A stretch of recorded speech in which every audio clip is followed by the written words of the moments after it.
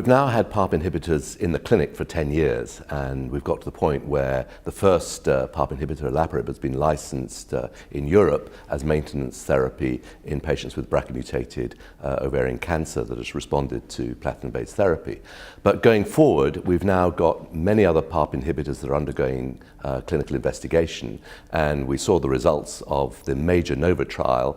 at ESMO yesterday, and this was a trial in both patients with a BRCA mutation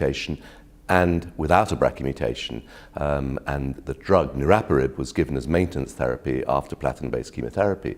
And what was particularly interesting about this trial was not only were the effects of niraparib confirmed in the patients with a BRCA mutation, but also the drug was active in patients that did not have a BRCA mutation. So we have suspected for a while that these compounds, these PARP inhibitors, are active in patients without a BRCA mutation, and this has very much confirmed those data that we've seen, and has really, I think, opened up the whole field of PARP inhibitor therapy in a much broader selection of patients. So I'm going to be discussing those results and put them in context as to where we might be going now with the treatment of ovarian cancer, now that we've got at least 2 PARP inhibitors that have been shown in randomized trials to give benefit to patients.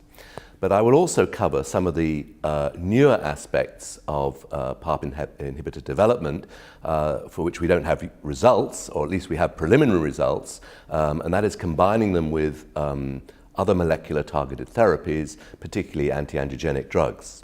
So we have the results of a randomized phase 2 trial that was published a couple of years ago in the Lancet Oncology from Joyce Liu and colleagues in Boston, where they compared olaparib versus olaparib and cediranib being an antiangiogenic drug, a VEGF receptor tyrosine kinase inhibitor, without any intravenous cytotoxic chemotherapy in a group of women with platinum-sensitive recurrent ovarian cancer. And this showed that the addition of cediranib augmented the effect of olaparib, and these women had a long progression-free survival without any intravenous chemotherapy. And that's really spawned several randomized trials across the world looking at the interaction of antiangiogenic drugs and PARP inhibitors. So I'll be describing some of those trials, but we don't yet have the results of them. And I think there's also emerging data from combining immune checkpoint inhibitors with PARP inhibitors. Again, very preliminary data, but I think we're going to see in the next 2 or 3 years a new set of trials emerging to try and expand further the scope of therapy with PARP inhibitors.